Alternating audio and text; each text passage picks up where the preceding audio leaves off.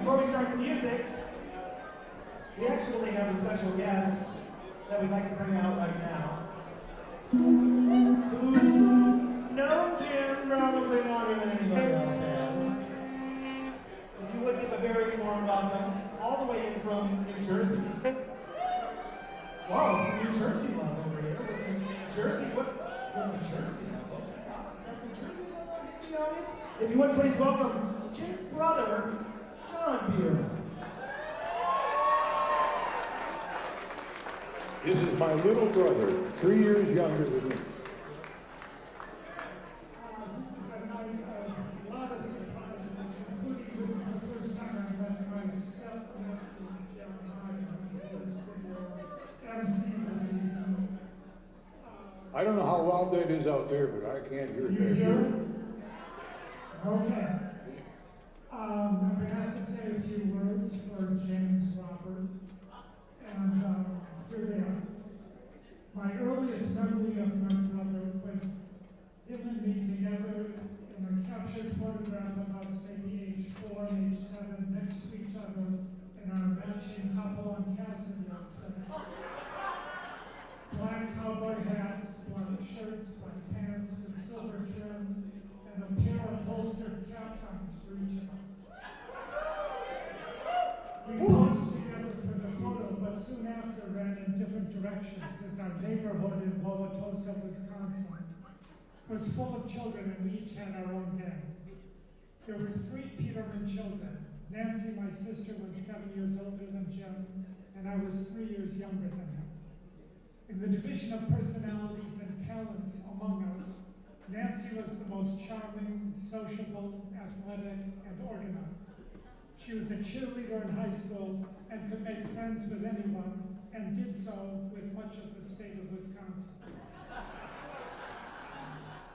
Jim also got the charming and social part of our personalities and shared a talent for art with my sister, and had music in his bones, which he inherited from our father's family.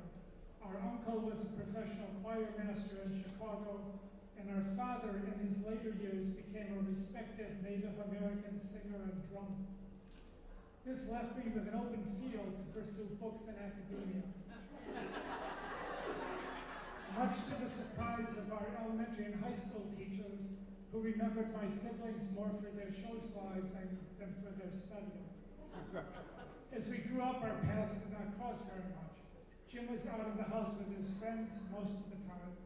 Occasionally, I would be invited to join, as when he and his friends were rebuilding a 1936, is that right?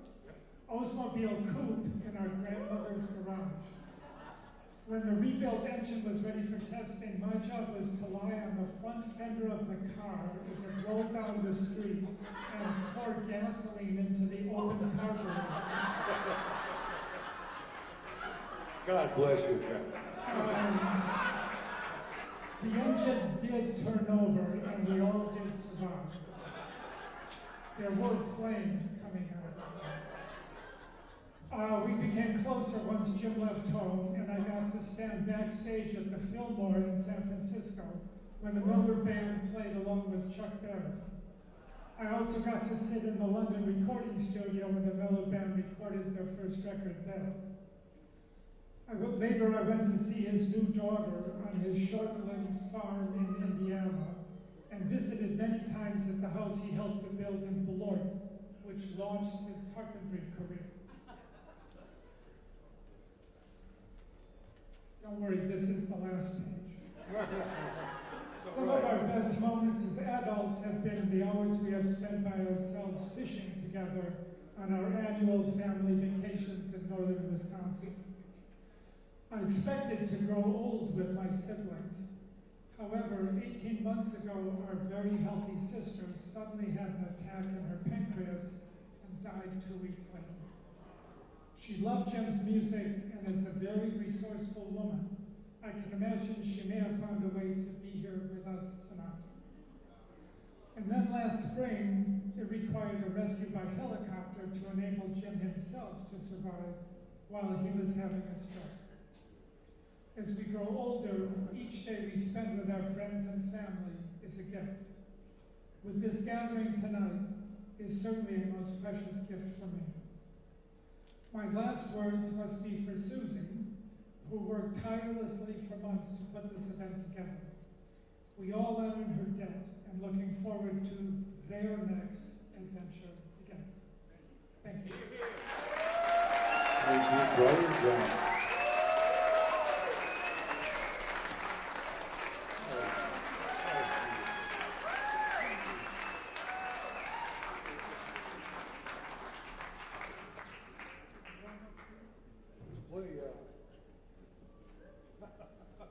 Oh, we have one more guest.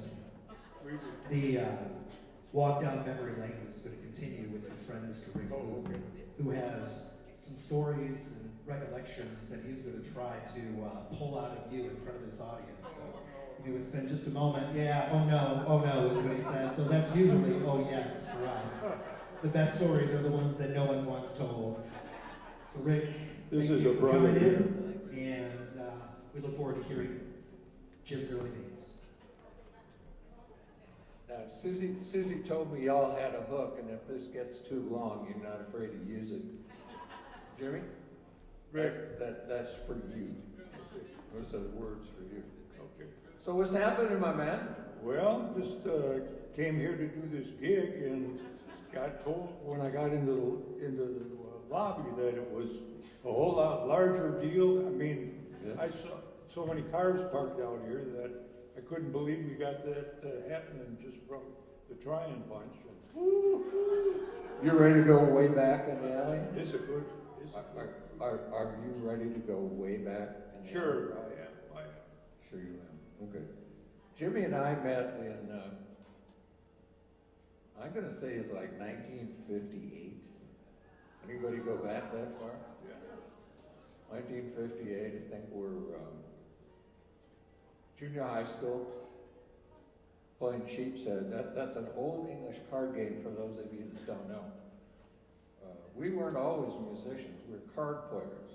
And then along with the card playing came smoking some cigarettes, A lot of cigarettes. learning a few swear words, a lot of those actually, and some harmony singing. Jimmy was always singing a song. Yeah. We sang great harmony. We sang some great harmony. We had some other players that were with us. And I'd started a little band, a little rock and roll band, a couple guitars and drums, and we called it the Playboys.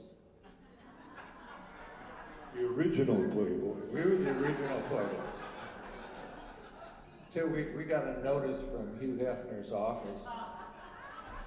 He said, "You boys cease and desist." Yeah. Cease and desist. And what do we say? Yeah. I don't think we ever ceased, and I don't think we ever desisted. Because I didn't know which was supposed to come first. Anyway, we were having a good time. Jimmy was our friend, and he was helping us move equipment around. We said, you know, we need to make you more useful than that. So I think we got you a Shure 55S microphone so you could sing. Probably was for 57. 57, man. And we started doing some Buddy Holly songs. And this fella here, you haven't heard Buddy Holly yet tonight, but next time we get together, maybe we'll do some old Buddy Holly. But Jimmy knocked it out of the park.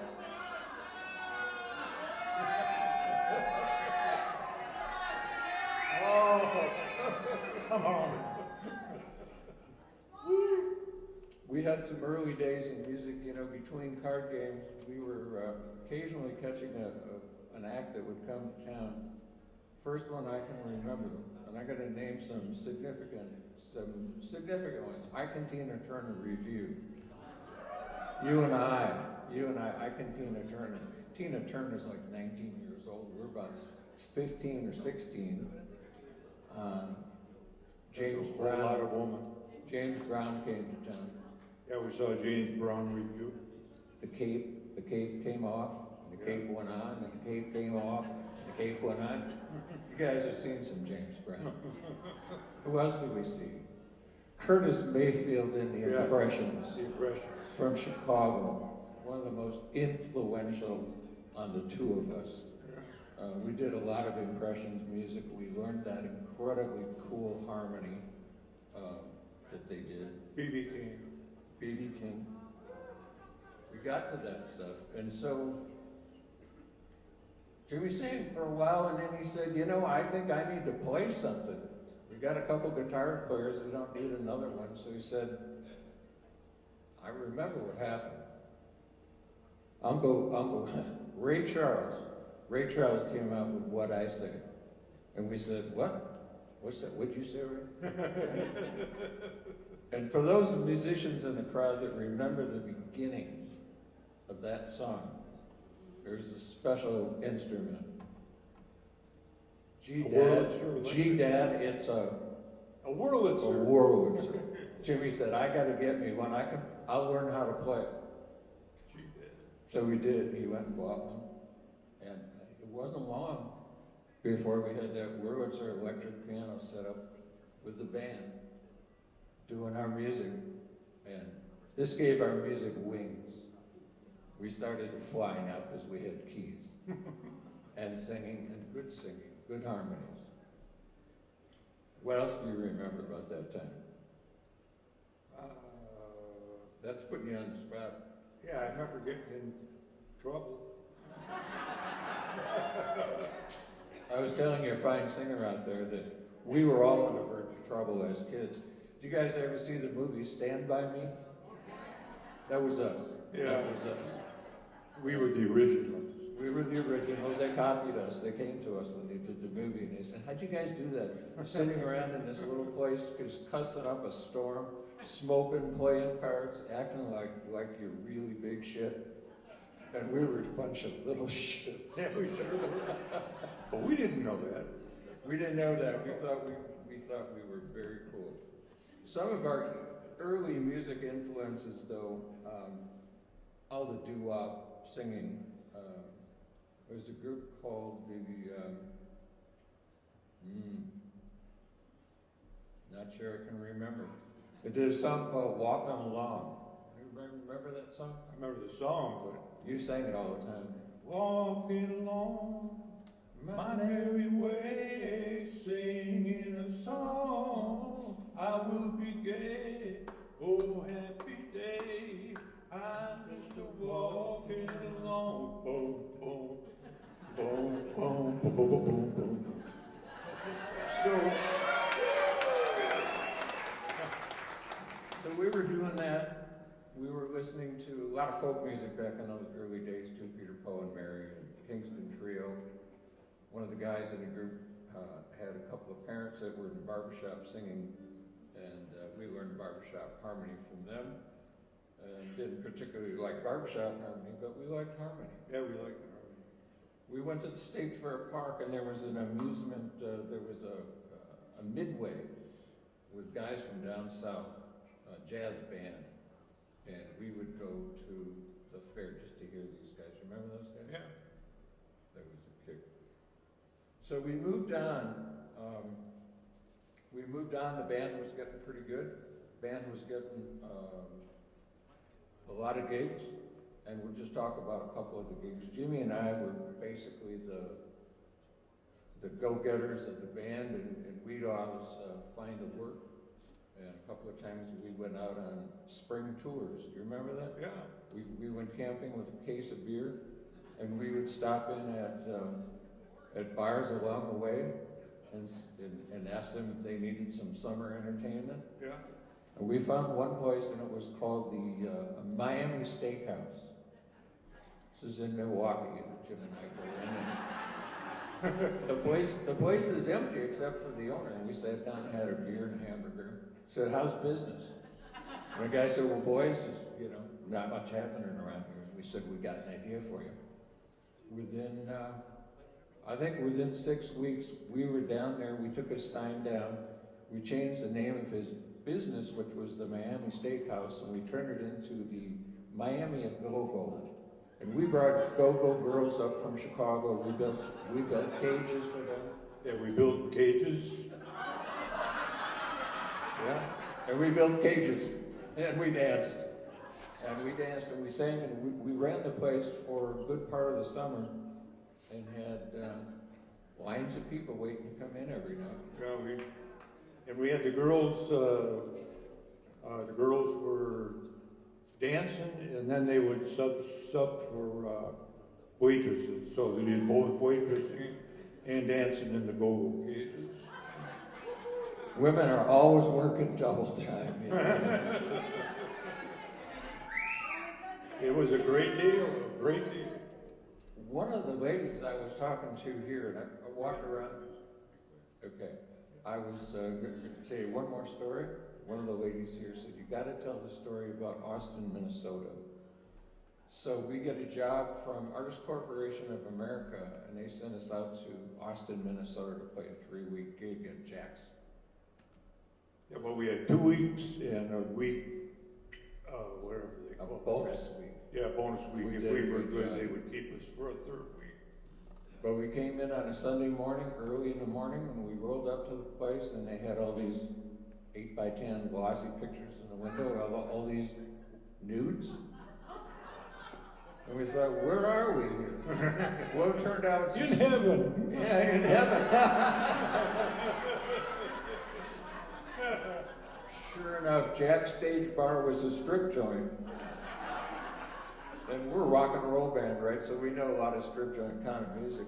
What did we learn? Harlem Nocturne. Yeah, anything that had a boom, boom, boom, boom. Yeah, we had to learn that. Tunes that the lovely, intoxicating Tanya, who was 34, 35 years old, and had just had a baby, I think, maybe 4 months before she came down to strip at this place with us playing. I gotta tell you one more real quick one. Yeah, There's this great bar in Milwaukee that we were kind of a semi-bar band there, and they said Chuck Berry's booked for August 3rd. You guys are back in Chuck Berry. We thought, oh, that is way too cool. So we worked for about a month on Chuck's songs. We knew everyone. We had them down. And we got to the place early that afternoon so that when Chuck came to town, we could rehearse with him. We got there about 3 o'clock. Chuck didn't get there, it's 4 o'clock. He didn't get there. We're set up, we're ready to go. 5 o'clock, 6 o'clock, 7 o'clock, no Chuck. 8 o'clock, it's time to start playing. We start playing our first set. Chuck shows up about 10 o'clock. Chuck, I don't think he ever even looked at us. He just came out on stage and he said, Maybelline. Maybelline. We didn't know what key, we didn't know. Now, for those musicians out there that know anything about Chuck Berry, you know that that's what he did. He did that all over the country, never traveled with his own band. He would use the house band wherever they were. So we were kids, and that was a fun experience. Yeah, and 10 years after that, I guess, I did a live album with Chuck Berry at the Fillmore Auditorium. Did he remember Monreal's? No. No. He was we could do this all night. We're going to get back to putting some music on the stage for you here. Thank you all very much. Rick is Thank you, Rick. my closest Also friend. to John as well, thank you.